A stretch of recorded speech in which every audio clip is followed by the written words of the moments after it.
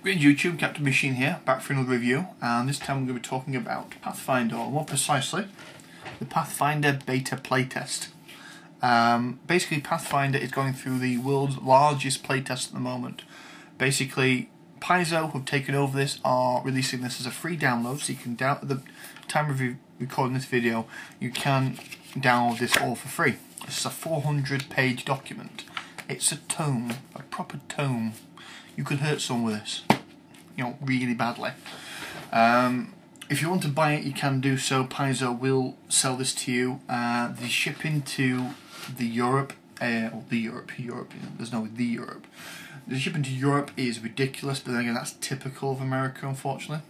So if you can find a friendly local gaming store that will sell this to you. If you're in the UK, Leisure Games have a stock of this in. Okay. Right, so I'm going to put this down because otherwise I'll be waving it around and it's going to make for a crap video. Right, okay, what is it? Well, first of all, a bit of background for you. When 3.1 3rd edition came out, this is before 3.5, 3rd edition came out, effectively what they did was it wasn't a reboot per se, but it was as close to one as you could imagine as getting for the system of Dungeons & Dragons. So basically they had 1st and 2nd edition, including the advanced 1st and 2nd edition, just sat there doing nothing. All this intellectual property just sat there gathering dust, not earning anyone any money. And as a business, that may be a fine model per se, but Kensico approached Wizards of the Coast, so the owners of the license at the time, and said, "We'd like to buy this off you." There was a rumour going around they won it as part of a cult settlement, but I think that's not particularly true. But what they did do is they basically took 1st and 2nd edition D&D and they turned it into a Hackmaster, which was a stroke of genius, because if you ever read Knights of the Tale magazine, when you listen to how they describe a Hackmaster, it sounds like they're playing a very rules-heavy version of AD&D. And that is where a lot of people can relate with it. Hackmaster to this day is going pretty strong, and if the rumours I hear are correct, the 3rd edition setting, Kingdom of Kalandor, is going to be revised and will start using the Hackmaster system, because they don't want to upgrade to 4th edition. They want to stick with what they've got, which is an interesting idea, and it might actually earn some kudos, because Kingdoms of Kalandor does have a small fan base already, and to have a serious setting along with their jokey setting, which was the Gazweed world, will do them a lot of favours, because a lot of people, although Hackmaster is a lot of fun to play, a lot of people have issues with it because they associate immediately with the Knights of the Tale magazine and assume it's a jokey system like Paranoia or Toons or Ghostbusters. So 3rd edition, then 3.5, and then finally 4th edition hits the market. And Wizards of the Coast, yet again, have got a crap ton of intellectual property sat there gathering dust, because at no point do I honestly believe they'll ever take a step back and go back to what 3rd or 3.5 is going to be. And basically 4th edition is so radically different that it's very hard, if not impossible, to use that prior material.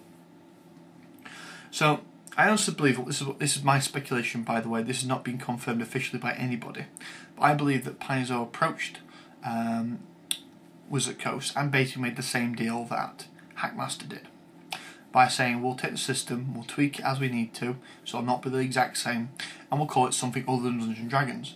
So you've got Hackmaster and now Pathfinder. Now Pathfinder being originally the name of their magazine, which they used to replace Dungeon, which is full of adventure paths. If you do like to play 3rd edition and you want a nice log campaign with very little work done on the GM side, you can't go far wrong in the Pathfinder series. They are very well written, very well illustrated, and very well supported.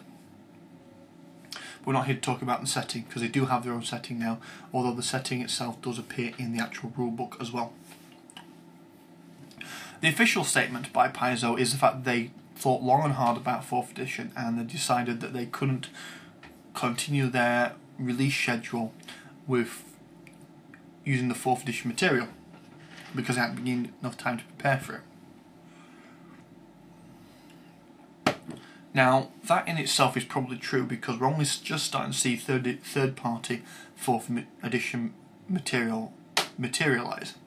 You're not getting the wave or after wave of stuff that third edition came out with, because they have completely changed the open gaming license to the fact that it's not really an open gaming license anymore. But I honestly believe that, although that is partially true, they saw 3.5 as a system that was not ready to die. It could go on and on and on and on, and to be honest with you, although people would argue about game balance, for the most part it's very well balanced, even with all the colossal amount of stuff that's been piled on top of it. So it's not that much of a broken system, if at all. So what they've done is they've updated the rules, which has been jokingly referred to as 3.75, and I agree with that statement. So what do you get in the book? Well, first of all, the book that I've got here, the Pathfinder Beta, is not an actual rule book. What it does is it tells you the differences between Pathfinder and 3.5, so you will still need a copy of the 3 core rulebooks: the Player's Handbook, the Dungeon Master's Guide, and the Monster Manual. Monster Manual especially so because there are no monsters in the Pathfinder book. The DMG you'll need for things like magic items, because there are none in there, with the exception of some that you have altered, and the treasure tables as well are also omitted. And for the PHB you'll also need it for some of the spells which have been omitted, and also for other bits and bobs which are also missing. Actually, the PHB is the one you're least likely to need. Everything that's in 3.5 is fully compatible with Pathfinder, with a couple of exceptions. When I say a couple, I mean about literally the millions of pages have been published, about a dozen or so have been basically rendered moot, as it were. So what have they done? Well, basically they've updated all the classes and they've removed what I like to call dead levels. Dead levels are a phenomenon that gathered in 3rd edition and went on to 3.5, and there was no real need for them, to be honest with you. Wizards, all spellcasters in fact, almost with the exception I think of sorcerers, every other level they would gain a new level of spell they could cast, and every level between that they would just get extra spells that they could cast and they would add to the repertoire. So dead levels weren't really an issue for spellcasters. It was for non-spellcasters was a big issue. Fighters were a very good example of it, whereby being every even number you would get a feat, every odd number you get nothing, which made leveling a fighter somewhere between boring and exciting, depending on if you were about to go into your odd number level or an even number level. And it's also a reason why a lot of people abandoned fight after about 4 levels and went somewhere else. Monk and Druid were held up as an atypical example of what should be happening. You know, there's something interesting happening every level. Granted, that something may be, you don't age anymore, which granted in a dungeon crawling environment is not spectacularly interesting, with the possible exception of a ghost attack. But even that was interesting because it filled the gap. There wasn't a blank dead level there. So all the classes have now been updated so they don't have dead levels anymore. I've got stuff falling on me here. Right, so what else have they done? Well, first of all, they've completely overhauled the magic system. Not to the point where it can't be recognised anymore. It's still clearly the magic system that we all know and love from 3.5. However, 0 level spells are now infinite in casting. You still have to pick a number of them that you know per day, or in the case of sorcerers, just pick a number of them you know, period.